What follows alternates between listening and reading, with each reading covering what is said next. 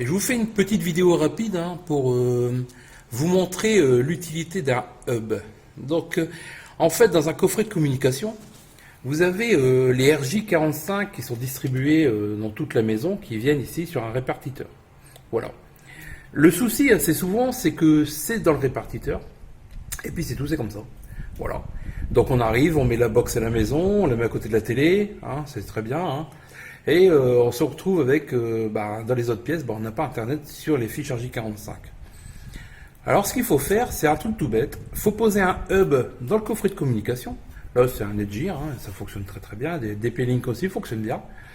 On prend des petits connecteurs très souples, ça s'achète par lot de 10 de couleur, ça marche très bien.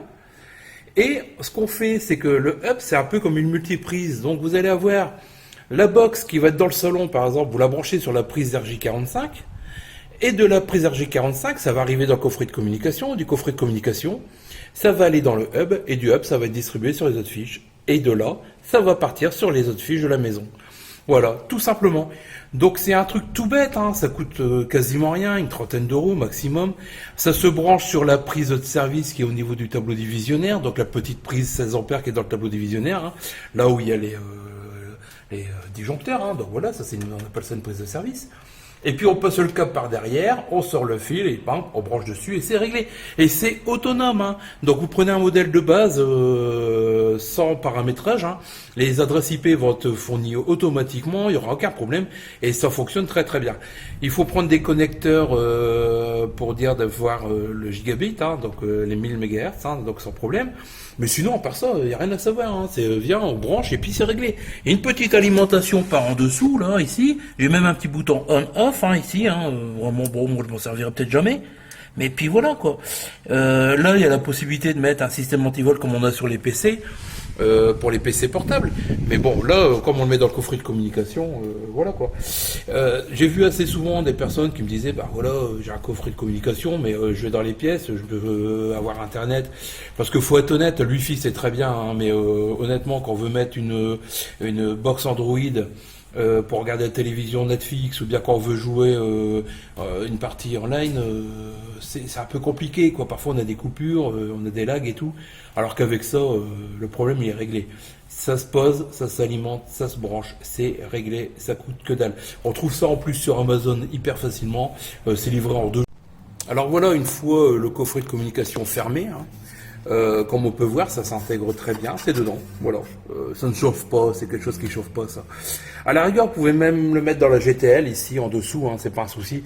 À partir du moment où vous y avez toujours accès, ou bien, moi j'ai déjà vu des montants en bois, vous le mettez sur le montant en bois, c'est tout, il faut pas s'embêter. Comme je vous disais, les câbles de couleur, il y en a plusieurs longueurs, donc faut prendre du souple, bien sûr, parce que après, pour bouger le câble, c'est pas très évident. Mais sinon, à part ça, pas de souci. Ça se met facilement sur un rail DIN. Il y a des adaptateurs qui existent. Donc c'est un adaptateur qui se met sur le rail, et puis on met une petite vis. En l'espace de 8 cm, on prend le hub, et c'est réglé, c'est posé dessus. C'est pareil pour dans un mur, ou bien dans le fond. Vous mettez à 8 cm, le hub peut se mettre à la verticale comme à l'horizontale. Et je vous dis, c'est pas quelque chose qui chauffe, c'est juste un module électronique qui fait une sorte de passerelle entre les informations qui rentrent et les informations qui sortent et permet de redistribuer justement Internet du moins dans toutes les pièces quoi.